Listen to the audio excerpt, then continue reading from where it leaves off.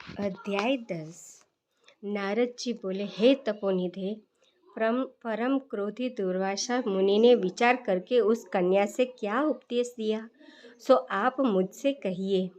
सूत जी बोले, हे द्विजो, नारद का वचन सुनकर समस्त प्राणियों का हितकार दुर्वासा का गृह वचन बद्री नारायण बोले। श्री नारायण बोले, हे नारद, मेघावी ऋषि की कन्या के दुख को दूर करने के लिए दुर्वासा ऋषि ने जो कहा वह सुनो। दुर्वासा ऋषि बोले, हे सुंदरी, गुप्त से भी गुप्त उपाय मैं तुमसे कहता हूँ। यह विषय किसी से भी कहने योग्य नहीं है, तथापि तेरे लिए तो मैंने ये विचार ही लिया है। मैं विस्तार पूर्वक न कहकर तुमसे संक्षेप में कहता हूँ। हे सुभगे, इस मास से तीसरा मास जो आवेगा वह पुरुषोत्तम मास है। इस मास से तीर्थ में स्नान कर मनुष्य भ्रूण हत्या से छूट जाता है।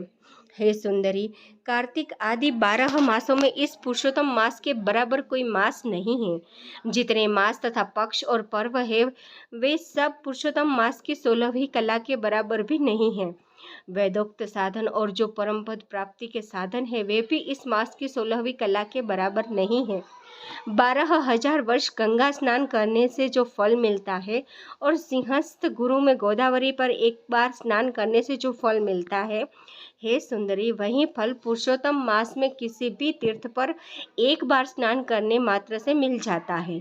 हे बाले, यह मास श्री कृष्ण का अत्यंत प्यारा है और नाम से ही यह भगवान का स्मारक है। इस मास में पुरुषोत्तम भगवान की सेवा पूजा करने से समस्त कामनाएं सिद्ध होती है। अतः इस पुरुषोत्तम मास का तू शीघ्र व्रत कर। पुरुषोत्तम भगवान की तरह प्रसन्नता पूर्वक मैंने भी इस मास की सेवा की है। एक समय क्रोध में मैंने अम्बरीश राजा को भस्म करने के लिए अर्थ कृतियाँ भेजी थी। सो हे बाले, तब हरि ने जलता हुआ सुदर्शन चक्र मुझको ही भस्म करने के लिए उसी समय मेरे पास भेजा। तब पुरुषोत्तम मास के प्रभाव से ही वह चक्र हटवा गया। हे सुंदरी, वह चक्र त्रैलोक्य को भस्म करने का सामर्थ्य रखने वाला जब मेरे पास आकर खाली चला गया तब मुझे बड़ा विस्मय हुआ। इसलिए हे सुभगे, तू श्री पुरुषोत्तम मास का व्रत कर। इस प्रकार मुनि की कन्या को कहकर दुर्वासा ऋषि ने विराम दिया। श्री कृष्ण जी बोले, हे राजन, दुर्वासा का वचन सुन भावों की प्रबलता के कारण अनसुईया से प्रेरित वह कन्या मूर्खतावश दुर्वासा से बोली, हे ब्राह्मण, हे मुने, आपने जो कहा वह मुझे रुचता नहीं है। माघादी मास कैसे कुछ भी फल देने वाले नहीं है। कार्तिक मास कम है, ऐसा आप कैसे कह सकते हैं? सो कहिए, वैशाख मास सेवित हुआ क्या इच्छित कामों को नहीं देता है? सदाशिव आदि से लेकर सब देवता सेवा करने पर क्या फल नहीं देते हैं? अथवा पृथ्वी पर प्रत्यक्ष देव सूर्य और जगत की माता देवी क्या सब कामनाओं को देने वाली नहीं है? श्री गणेश क्या सेवा पाकर इच्छित वर नहीं देते हैं?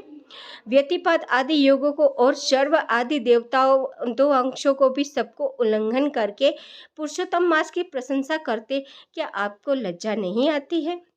यह मास तो बड़ा मलिन और सब कामों में निंदित है। हे मुने, इस रवि की संक्रांति से रहित मास को आप श्रेष्ठ कैसे कह सकते हैं? सब दुखों को छुड़ाने वाले परम श्री हरि को मैं जानती हूँ। हे देव, दिन रात श्री हरि का चिंतन करती मैं जानकी पति राम और पार्वती पति शंकर के सिवाय और किसी को नहीं देखती हूँ। हे विप्रेंद्र, अन्य कोई भी देवता ऐसा नहीं है जो मेरे इस दुख को दूर करे। अतः हे मुने, इन सब फलदाताओं को छोड़कर कैसे इस मलमास की स्तुति आप कर रहे हो? इस प्रकार ब्राह्मण कन्या का कहा हुआ सुनकर दुर्वासा मुनि शरीर से एकदम जाज्वल्यमान हो गए और नेत्र क्रोध से लाल हो गए। इस प्रकार क्रोध आने पर भी कृपा करके मित्र की कन्या को श्राप नहीं दिया और सोचने लगे कि यह मूर्खा ही है, हित अहित को नहीं जानती है, अभी वृष्टि इसकी पूर्ण नहीं है, पुरुषोत्तम मास के महात्म्य का विद्वानों को भी पता नहीं है, तो थोड़ी बुद्धि वाले पुरुष और विशेष करके कुमारियों को तो हो ही कहाँ सकता है। ये कुमारी कन्या माता पिता से रहित दुखाग्नि से जलती हुई है, अतः अति उग्र मेरे श्राप को कैसे सहन कर सकती है? इस प्रकार सोचकर कृपा से मन में उठे क्रोध को शांत किया और स्वस्थ होकर दुर्वासा मुनि उस अति विहल कन्या से बोले, हे मित्र पुत्री, तेरे ऊपर मेरा कुछ भी क्रोध नहीं है। हे निर्भाग्य, जो तेरे मन में आवे वैसा ही कर। हे बाले, और कुछ भविष्य कहता हूँ सुन। पुरुषोत्तम मास का जो तूने अनादर किया है उसका फल तुझे अवश्य मिलेगा, इस जन्म में मिले अथवा दूसरे जन्म में मिले। अब मैं नर नारायण के आश्रम में जाऊंगा। तेरा पिता मेरा मित्र था, इसलिए मैंने शाप नहीं दिया है। तू बाल भाव के कारण अपने शुभाशुभ तथा हिताहित को नहीं जानती है। शुभाशुभ भविष्य की कोई टाल नहीं सकता।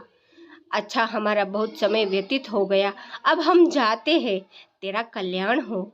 श्री कृष्ण बोले। ऐसा कहकर महाक्रोधी दुर्वासा मुनि शीघ्र चले गए। दुर्वासा ऋषि के जाते ही पुरुषोत्तम की उपेक्षा करने के कारण कन्या निष्प्रभा हो गई। तदंतर बहुत देर तक कन्या ने सोच विचार कर यह निश्चय किया कि देवताओं के भी देवता, तत्काल फल देने वाले पार्वतीपति शिव की तप द्वारा आराधना करूंगी। हे नृप, मेघावी ऋषि की कन्या ने मन से इस प्रकार निश्चय करके अपने आश्रम में ही रहकर भगवान शंकर के कठिन तप करने को तत्पर हो गई।